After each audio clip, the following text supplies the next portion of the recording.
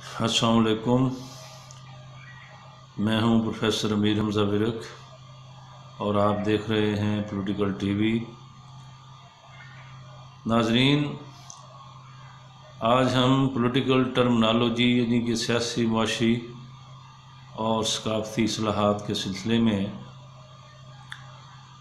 بات کریں گے ڈیموکریسی پر۔ جمہوریت کیا ہے، واٹ از اے ڈیموکریسی؟ اور یہ اتنا عام لفظ ہے کہ ہر کسی کی زبان میں 22 کروڑ لوگوں میں سے اور پوری دنیا میں ڈیموکریسی اور جمہوریت طرز حکومت کے طور پر جانا جاتا ہے، سمجھا جاتا ہے۔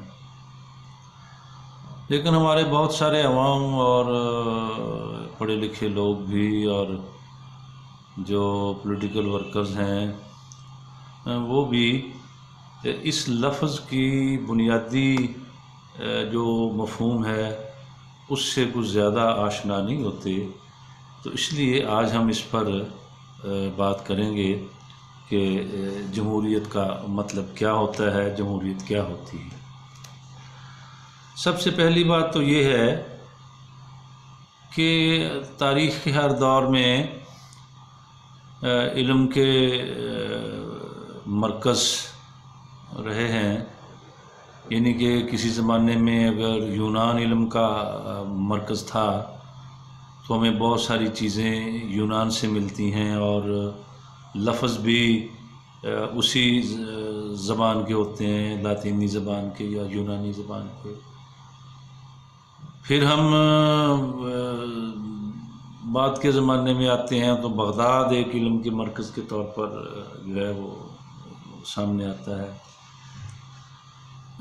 اس میں ہمیں عربی کے بہت سارے الفاظ جو ہیں وہ ملتے ہیں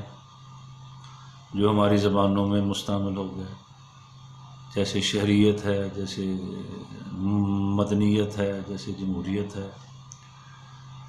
تو اسی لیے جو ڈیموکریسی ہے، ڈیموکریسی کا پھر ٹرانسلیشن کیا گیا جمہوریت، یہ تو انگریزی کا لفظ ہے اور یہ دو یونانی الفاظ کا مجموعہ ہے، ڈیموس اور کارٹوس۔ ڈیموس اور کارٹوس کا مطلب کیا ہے؟ ڈیموس کا مطلب عوام ہے اور کارٹوس کا مطلب اقتدار، یعنی کہ عوام کا اقتدار۔ لہذا لغوی طور پر جمہوریت سے مراد ایسی حکومت ہے جس کے اقتدار کے مالک عوام ہوتے ہیں، اور جو اردو کا لفظ ہے جمہوریت، یہ عربی کے لفظ جمہور سے لیا گیا ہے، جس کے معنی عوام یا سب لوگ یا لوکائی جو ہے وہ سمجھا جاتا ہے۔ تو اب یہ دیکھیں کہ ہمارے ہاں تو یہ المیہ ہے کہ عام طور پر جمہوریت کا مطلب یہ سمجھا جاتا ہے یار 5 سال بعد الیکشن ہوں گے اور ایک حکومت بنے گی، وہ اپنا 2 3 4 سال کی جو ٹرم ہے وہ پوری کرے گی اور پھر اس کے بعد گھر چلی جائے گی، یعنی کہ الیکشن کو ہی ہم جمہوریت سمجھتے ہیں۔ لیکن ایسا نہیں ہے۔ جمہوریت بنیادی طور پر کیا ہے؟ ایک معاشی نظام ہے، سیاسی نظام ہے، یہ کیا ہے اس پر ہم بات کریں گے۔ لیکن پہلے ہم ذرا ڈیموکریسی کی وہ بڑی معروف تعریفیں جو تاریخ کے مختلف ادوار میں ماہرین سیاسیات نے کی ہیں، ذرا ان پر ہم نگاہ دوڑاتے ہیں۔ مثلاً ایک بڑا مشہور جو ہے وہ دانشور، سائیکالوجسٹ، سوشیالوجسٹ اور پولیٹیکل سائنٹسٹ لارڈ برائس، اس نے اس کی بڑی ایک تعریف کی ہے کہ جمہوریت ایک طرز حکومت ہے، یعنی کہ حکومت کی ایک قسم ہے جس میں ریاست کے حاکمانہ اختیارات کسی ایک جماعت یا بہت ساری جماعتوں کی بجائے مجموعی طور پر پورے معاشرے کو حاصل ہوتے ہیں۔ یہ اب لارڈ برائس کہتا ہے، یعنی کہ وہ جمہوریت جو ہے وہ پورے معاشرے تک پھیلا دیتا ہے۔ ہم چند سیاسی جماعتیں اور مطلب یہ بھی چند لوگوں تک اس کو محدود کرنا چاہتے ہیں، اسی طرح ایک پروفیسر سیلے ہیں، جس میں انہوں نے یہ جمہوریت کی کیا تعریف کی ہے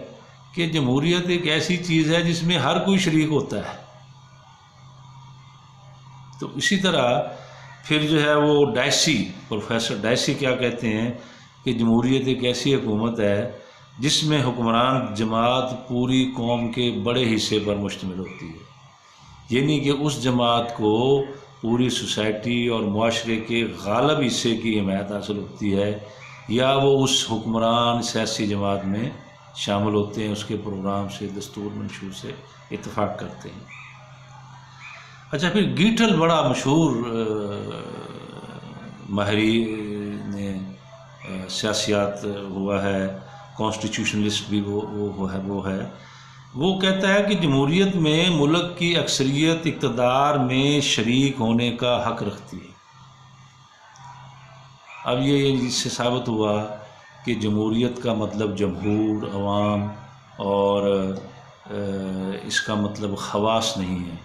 اس کا مطلب یہ نہیں ہے کہ کوئی بالادست طبقہ ہو، کوئی پیسے والے ہوں، کوئی جاگیردار ہوں، کوئی سرمایہ دار ہوں اور وہ اقتدار میں آ جائیں تو یہ جمہوریت ہے۔ یہ جمہوریت نہیں ہے اس تعریف۔ پھر ایک بڑی مشہور تعریف جو امریکی صدر ہوئے ہیں ابراہم لنکن،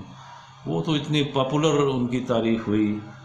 ڈیموکریسی کی، جو انہوں نے تعریف کی، جو زبان زد عام ہے کہ government of the people, for the people, by the people. یہ بڑی مشہور تعریف ہے، آپ نے بھی سن رکھی ہوگی۔ اب اس کا مطلب کیا ہے؟ گورنمنٹ آف دا پیپل، عوام کی حکومت۔ اس سے مراد یہ ہے کہ جمہوریت میں اقتدار اعلیٰ کے مالک عوام ہوتے ہیں۔ اب یہ بڑی بنیادی بات ہے کہ اقتدار اعلیٰ یا ساورنٹی جو ہے اس کی اگر مالک عوام ہے تو پھر پارلیمنٹ سپریم ہے، اور پارلیمنٹ کو کوئی چیلنج نہیں ہے۔ اگر اقتدار اعلیٰ کے مالک عوام نہیں ہیں تو پھر پارلیمنٹ سپریم نہیں ہے، پھر سپریم کوئی اور چیز ہے، وہ اور ادارہ ہے یا وہ اور طاقت ہے، وہ پھر سپریم ہے۔ تو پھر جب پارلیمنٹ کہیں مطلب کسی اختلاف میں آئے گی تو پھر اس بالادست قوت سے جو ہے وہ رابطہ کرے گی کہ جو سپریم ہے، عوام کی حکومت۔ اب عوام کے لیے کا کیا مطلب ہے؟ اس سے مراد یہ ہے کہ جمہوری حکومت ملک کے تمام عوام کی ترقی اور فلاح و بہبود کی ضامن ہوتی ہے، عوام کے لیے۔ اب فلاح و بہبود، ویلفیئر، اور اس میں وہ تمام بنیادی ذمہ داریاں آ جاتی ہیں کہ جو ریاست کے نام پر حکومت کو ادا کرنا پڑتی ہے۔ پھر بائی دا پیپل، عوام کے ذریعے، عوام کی حکومت، عوام کے لیے، عوام کے ذریعے۔ اس سے مراد یہ ہے کہ عوام ہی حکومت کا نظم و نسق چلاتے ہیں، کوئی خواص نہیں۔ عوام خود یا اپنے منتخب کردہ نمائندوں کے ذریعے حکومت کرتے ہیں، اور وہ حکومت کو تبدیل بھی کر سکتے ہیں۔ کوئی اور طاقت جو ہے وہ حکومت کو تبدیل نہیں کر سکتی۔ تو اس لیے یہ تھی جمہوریت کی چیدہ جو ماہرین نے، سیاسیات نے تعریف کی ہے اس کی، کہ جس کا جو خلاصہ اگر ہم نکالیں تو وہ یہی بنتا ہے کہ جمہوریت سے مراد ایک ایسی حکومت ہے جو عوام کے منتخب کردہ لوگوں پر مشتمل ہو، جس میں پارلیمنٹ سپریم ہو، اور اس کی بنیادی ڈیوٹی یہ ہے کہ وہ عوام کی فلاح و بہبود اور عوام کی جملہ ضروریات کے لیے کام کرے۔ یہ ہے جمہوریت کی ایک جو اکیڈیمک ڈیفینیشن جس کو ہم کہتے ہیں، یہ وہ ہے۔ اب اس کو ہم ذرا اور پھیلا کے جب ہم دیکھتے ہیں تو ہمیں اس طرف جانا پڑے گا کہ ہر اکنامک سسٹم جو ہے، اب دنیا کی ہر عہد میں انسان جو ہے کسی نہ کسی معاشی نظام کے ساتھ وابستہ رہا ہے، اور ارتقاء کے حوالے سے اگر ہم سماجی ارتقاء کو سامنے رکھیں تو انسان نے اپنا سفر ابتدائی اشتراکی معاشرے سے شروع کیا، پھر وہ غلام داری سماج میں طبقات میں تقسیم ہو گیا، پھر اگلا عہد جو ہے وہ پھر جاگیرداری عہد آ گیا، پھر سرمایہ داری آ گیا، اور اب اس وقت سرمایہ داری اور سوشلزم کے درمیان ایک اسٹرگل جاری ہے، اور اس میں امپیریلزم بھی ایک معاشی سسٹم کے طور پر موجود ہے۔ لیکن جو میں بات آپ کو بتانا چاہتا ہوں وہ بنیادی بات یہ ہے اور اکیڈمک بات ہے کہ ہر معاشی نظام کا ایک سیاسی نظام ہوتا ہے۔ چونکہ اگر معاشی نظام تبدیل ہوتا ہے تو پرانے سیاسی نظام کے تقاضے اور ہوتے ہیں، پرانے معاشی نظام کے تقاضے اور ہوتے ہیں، پھر نیا سیاسی نظام ڈیولپ کرنا پڑتا ہے جو نئے معاشی سسٹم کے مطابق کام کرتا ہے۔ اب اس میں یہ بھی سوال پیدا ہوتا ہے کہ معاشی نظام کب تبدیل ہوتے ہیں، تو اس میں بڑی سادہ سی بات ہے کہ ایک ہم ٹرم استعمال کرتے ہیں آلات پیداوار، یعنی کہ انسانی تاریخ میں جب بھی آلات پیداوار تبدیل ہوتے ہیں تو ٹیکنالوجی تبدیل ہو جاتی ہے۔ یعنی کہ اگر لکڑ کے ہل کی جگہ ٹریکٹر آ گیا تو ہم یہ کہہ سکتے ہیں کہ بھئی آلات پیداوار تبدیل ہو گئے، آلات پیداوار ترقی کر گئے، لہٰذا اس ترقی کے حوالے سے پورے سماج کے تقاضے جو ہیں وہ تبدیل ہو گئے۔ آپ کو سیاسی نظام تبدیل کرنا پڑے گا، اس کے مطابق سماج کا جو ثقافتی سسٹم ہے وہ اس کے مطابق ہو جاتا ہے جب آلات پیداوار ترقی کرتے ہیں،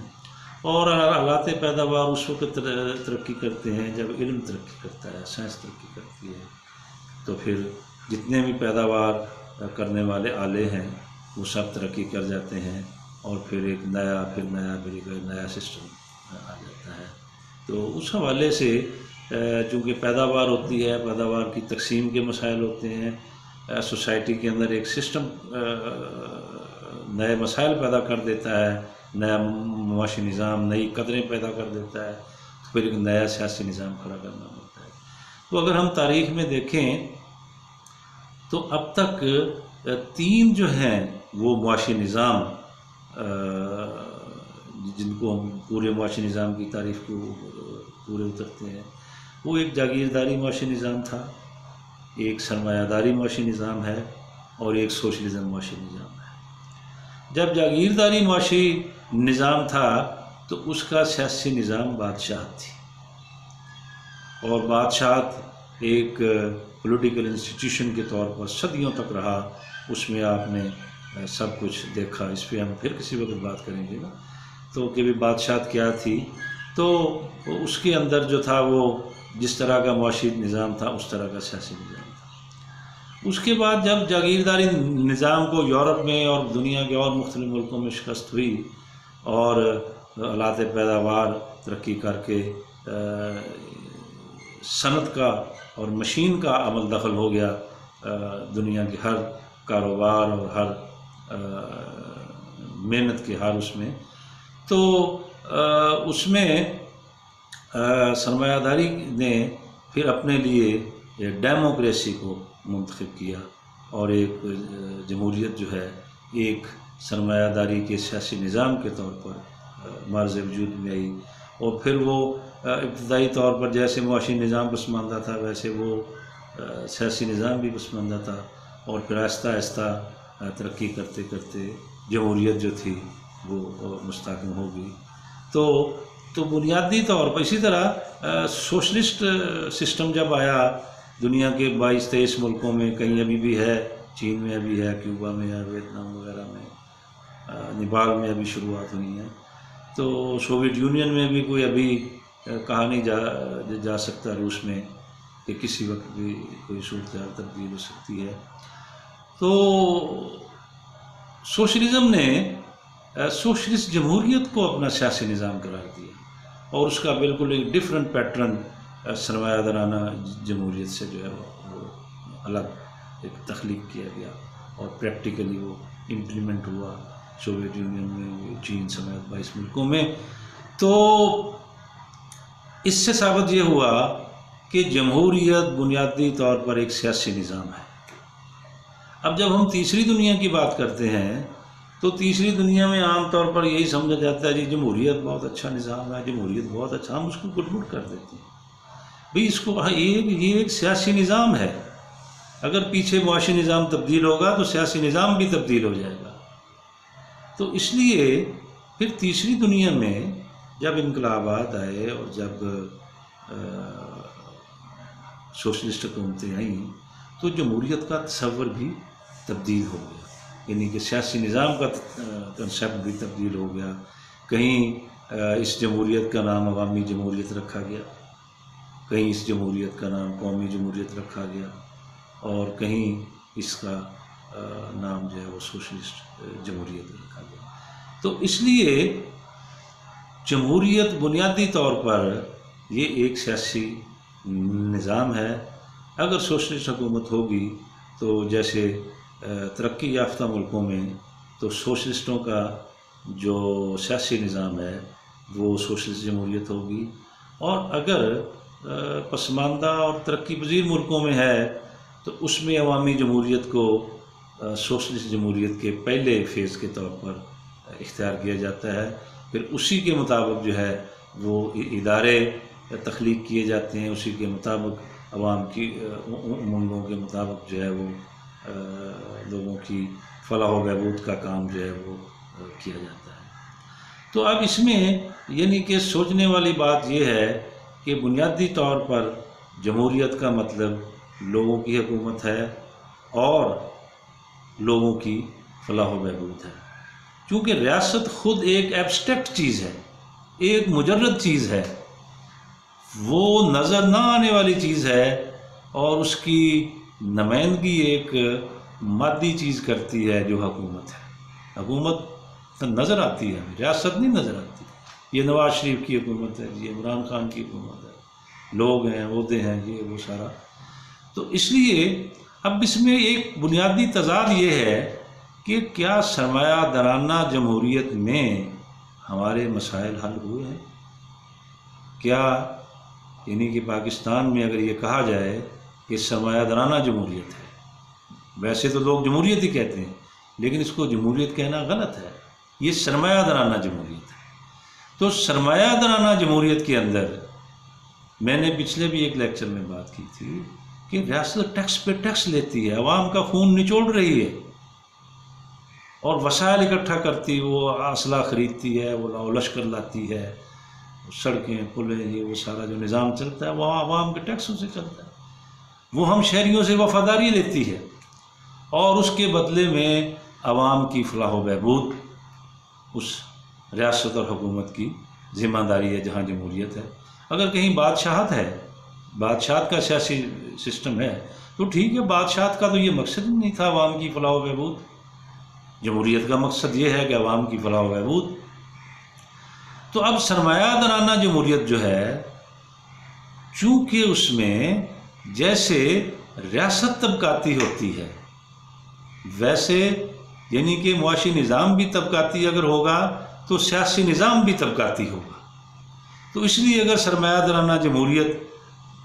ایک سیاسی نظام ہے تو وہ ایک طبقاتی سیاسی نظام ہے جس میں عوام کی فلاح و بہبود غائب ہے،